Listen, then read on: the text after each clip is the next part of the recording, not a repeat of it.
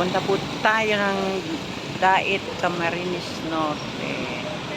At tayo mula Gumaca, tayo po ay nag-stop over dito sa sa Calauag, Quezon. At napakahirap po sumakay.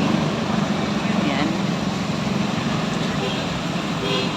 Andito po tayo sa Calauag. 7-Eleven. At tayo ay naghihintay ng biyaheng Dait. Ito po, Petron. Ayan, Bicol, Calauag.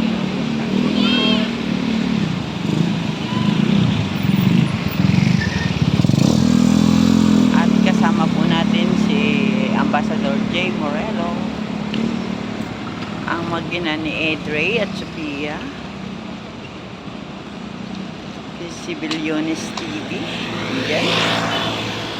At si Ate Edna, na nanay ni Edre. Dito tayo sa 7-Eleven. At pwede naman sigurong makiupo doon sa 7-Eleven. At nakakapagod din. Ayan.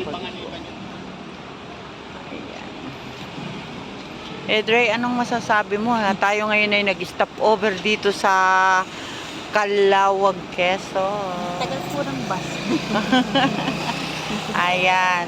Kuya Kenred, nandito po si Edre. Ayan. Hi. At ang kasama ang kanyang bibihan na si Sophia. Ayan po. Wait lang ninyo kami dyan sa Dait. Ayan. See you soon. Bye. See you later. Kuya Bal Santos Matubang, shoutout po at kay Ate Edna Vlogs. At ganun din kay Kalinga Rob.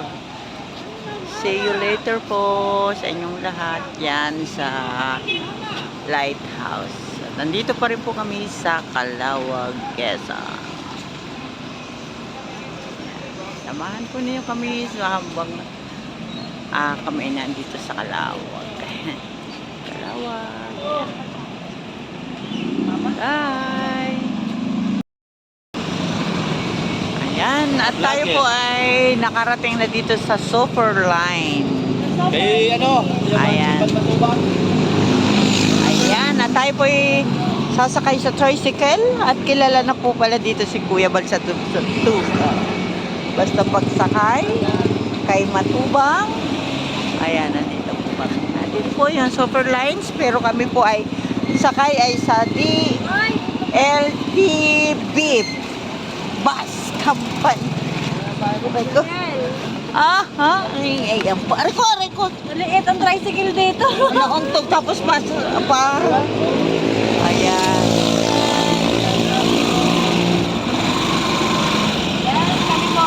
Kararating lang po namin ngayon dito sa Dait. Ayan, tayo po ay first time lang dito. Ayan guys, Dait. Ayan. Dait.